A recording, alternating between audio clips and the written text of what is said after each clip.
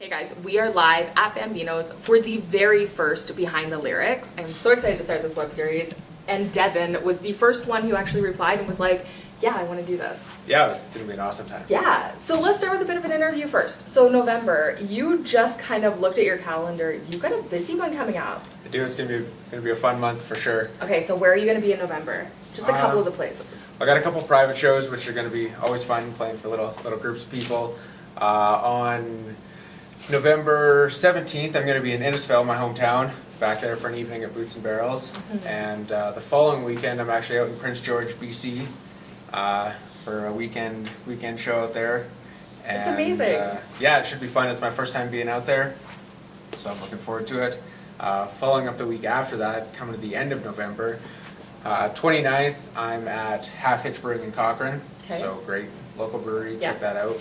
And the 30th, I'm at Cornerstone Cafe in Calgary, just a nice little That's cafe. insane. You Yeah. are literally going to be going non-stop, and you have just made music your full-time job? I have, yeah. That is amazing. How was it to switch from like the real job to music? It's been good so far. I've been busier than ever. Things are just picking up, and it's crazy. I don't know how I managed to work 50 hours a week before and still do music with all the shows and things, but it's been a good transition. It's a little bit of a change, you know, instead of getting up at 6 o'clock every day to go to work, it's getting up and writing songs at 6 Yeah. o'clock and starting the day that way, so. That's pretty awesome. That's pretty awesome. So you have a really unique sound to your voice that everyone is going to get to hear pretty soon. Who are some of your biggest influences? Growing up, like I listened to a lot of 50s, 60s, 70s rock kind of thing. Elvis, the Beatles, the Stones, kind of all thing were my early influences. Okay. In the last few years, it's been kind of more the Kip Moore, Chris Stapleton, kind of that little more outlaw rock side of country. And as I've been in the transition to country over the past couple of years, that's kind of where my focus has been, is following those artists and kind of developing a sound by bringing all my You can influences kind of together. hear it. You can definitely hear it in your sound. So one of the first times we actually saw you live, you told a pretty crazy story about getting to meet some big name artist with the same last name. Yeah. And actually going up to his door. Correct. Can you tell us that a little bit? So this has happened a few times now, I guess. I was 14 years old the first time, and I was down in Phoenix, Arizona visiting my grandparents. And I wanted to meet a certain artist, so I went to, found out where he lived, just Googled it. It's that easy. Just type it in on Google and it tells you. So big name artist, be careful. You can Google your addresses. So we ended up, we went to the house, and I was about 14 years old, and the gate was open to the driveway, so I just walked up to the door and knocked on the door, and his wife ended up answering the door and said he was busy doing his radio show in the basement, so he wasn't able to come out right at that moment. But we had planned to go to his restaurant later that evening, and she said, oh, we're going to be there around 6 o'clock. If you guys are still there, maybe you can get a chance to meet him. So we hung around the restaurant, and about 8 o'clock finally they showed up, and I got to meet Alice Cooper for the first time and got a picture with him. That's kind of insane. And yeah, it was pretty crazy. The next year when I went back to Phoenix, I was 16, and I'd just come out with my first EP, so I figured, well, I should probably go back there, because now I got a reason to go there, give him a CD. And Yeah. so I went back there, and the gate was open again, so I knocked on his door, and he answered the door this time, and he took my CD and gave it a listen, and like wrote my name and number down and things like that, and we sat there and talked for about 20 minutes, and That's pretty amazing. yeah, it was a pretty cool So experience. he took your name and number. Has he called? He did not call. I had a show down there as well, so he took the information of where the show was, but it was about an hour and a half from his house, and Oh, that's okay. quite a drive when Yeah. you're Alice Cooper. And, Yeah, just a little bit. Yeah. Just a little bit. but it was still an amazing experience, and he's a great guy. Yeah. So, okay, Behind the Lyrics. So what we're going to do with this whole web series is you guys are going to get to hear the backstories of songs.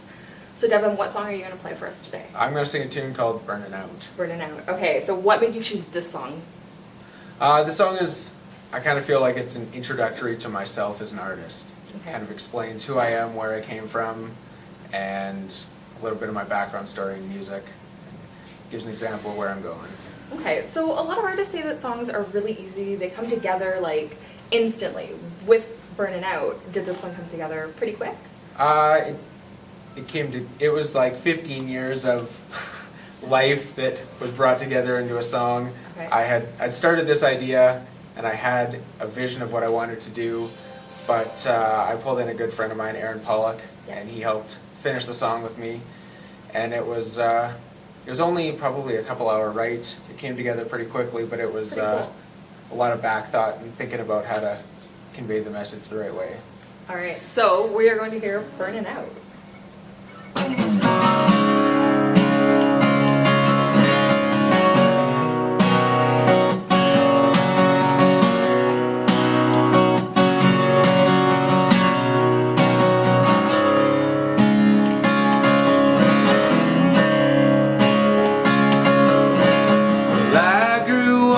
A small town band, the boys didn't have no backup plans, living and breathing a rock and roll, dreaming about living out on the road.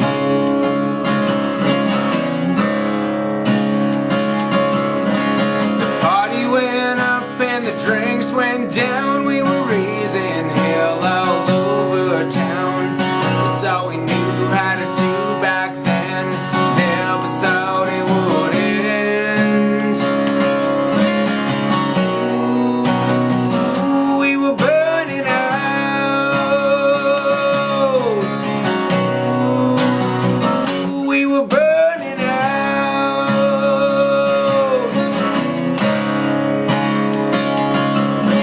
The songs weren't right, we couldn't find the sound, never thought about turning a good time down. I started out with the reason why, but we lost it all when the well ran dry.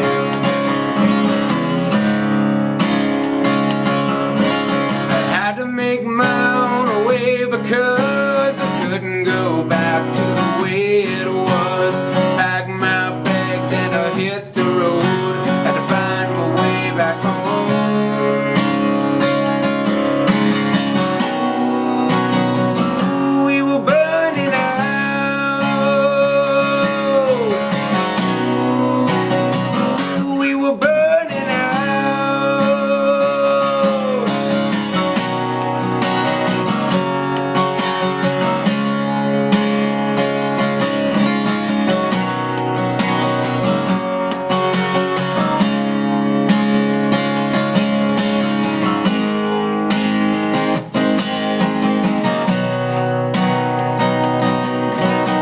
Looking back on the things we said, we were hanging on by a tangled thread.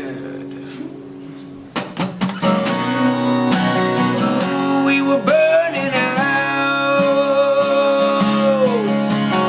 Ooh, we were burning out, yeah. We were burning out.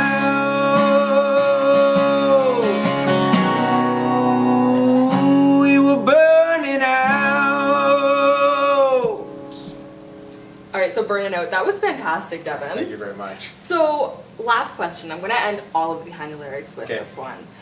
What is the #1 piece of advice that you can give to up-and-coming songwriters? Keep writing. Don't stop writing. No matter what, at the end of the day, it's all about the song. Yeah. And people that write hit songs have wrote thousands and thousands and thousands of songs before they get that break or whatever. I recently watched this Ed Sheeran documentary talking about songwriting, and he had a really good analogy in there about when you're in an old farmhouse or something like that, and you turn the water on, it's kind of all gross, dark water coming out. And then you get a little bit of the clean stuff, and then it goes back to the dark again, and then eventually you clean the stream out, and you're just getting clean water. And I think that that's kind of what songwriting is like. Yeah. When you first start out, you're not going to write the greatest song in the world, but it's one of those things you keep practicing, you keep writing, and eventually you learn the techniques required to write great songs. And I'm still in that learning process of cleaning out the dirty water, and I think that's just the most important thing. Don't stop, just keep writing. I absolutely love that analogy. I love that. Yeah, I heard that and it was like it just... It clicked. Yeah. Yeah. So, where can fans find you online? On all of my social media at Devin Cooper Music, Instagram, Facebook, Twitter's at Devin Cooper Live, and my website, devincoopermusic.com. There's all the show dates on there, always keeping up to date with those kind of things, and always posting what I'm going to be playing next. Perfect. Thanks so much for coming out, Thank Devin. you very much for having me. And huge thank you to Bambinos for letting us come in and take over for the day. Actually, it's on Devin's birthday that we're shooting this. So happy birthday, Devin. Thank you very much. You guys will see it in a couple weeks, though. So thanks to Bambinos. Maybe we'll see you here at one of their Monday open mics. That would be fantastic. I'd love to come sometime.